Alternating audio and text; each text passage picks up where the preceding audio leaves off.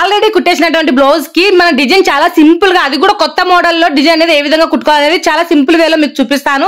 So చూసేసేయండి. ఇక్కడ వచ్చేసి బ్లౌజ్ కి నేను డిజైన్ అనేది ఏ డిజైన్ పెట్టాను అనేది ఒక ఐడియా వేసుకోవడం కోసం ఇక్కడ మార్కింగ్ అయితే వేసుకున్నాను. సో ఇక్కడ వచ్చేసి ఫ్లవర్ డిజైన్ అయితే వేస్తున్నా అండి. చాలా సింపుల్ వేలో మీకు చూపిస్తాను.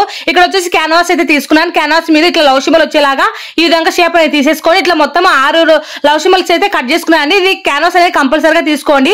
క్యాన్వాస్ తీసుకోవడం వల్ల క్లాత్ అనేది ఎలబడకుండా నీళ్ళు బాగా గట్టిగా అనేది ఉంటుంది అనమాట.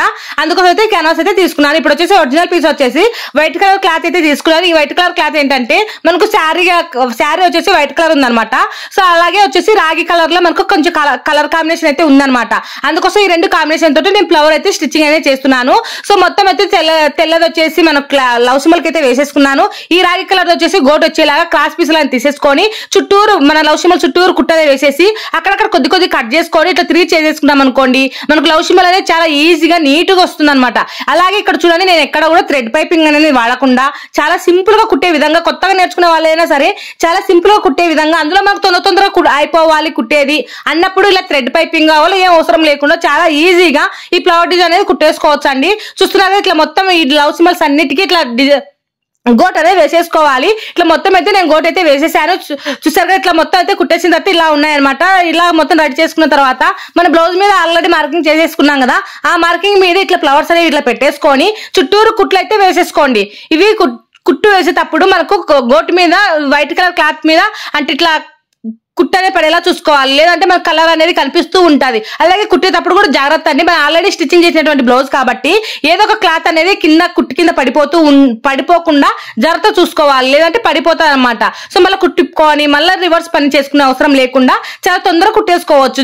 ముందే జాగ్రత్త కుట్టుకున్నామంటే ఈ రోజు ముచ్చాల పని అనేది ఉండదన్నమాట. సో ఈ విధంగా కుట్టనే వేసేసిన తర్వాత మనకి ఇట్లా ప్లేన్ ఓన్లీ ఫ్లవర్ ఒకటి పెట్టలేదు నేను, అందుకోసమే 6 లవ్ సింబల్స్ అనేది కట్ చేసుకున్నాను. ఇక్కడ నుంచి ఇట్లా మార్కింగ్ అనేది ఇట్లా చేసుకొని ఆ మార్కింగ్ దగ్గర కూడా చూడండి కుట్టు అనేది వేస్తున్నాను. ఈ కుట్టు కూడా మనకు ఒక 5-6 స్టెప్పులు ఇట్లా కుట్టు అనేది వేసుకోవడం వల్ల ఇట్లా మందంగా అయితే వస్తుంది కుట్టు.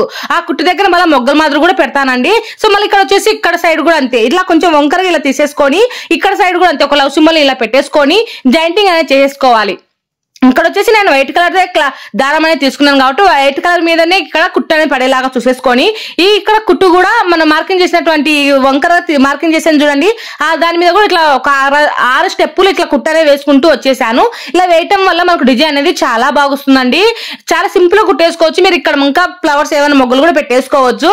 చూస్తున్నారు కదా, ఫైనల్ గా అయితే బ్లౌజ్ డిజైన్ అయితే ఇలా ఉంది. శారీ చూడండి ఇలా ఉంది. ఈ శారీ కాంబినేషన్ వచ్చేసి ఇలా ఫ్లవర్ డిజైన్ అయితే పెట్టేశాను.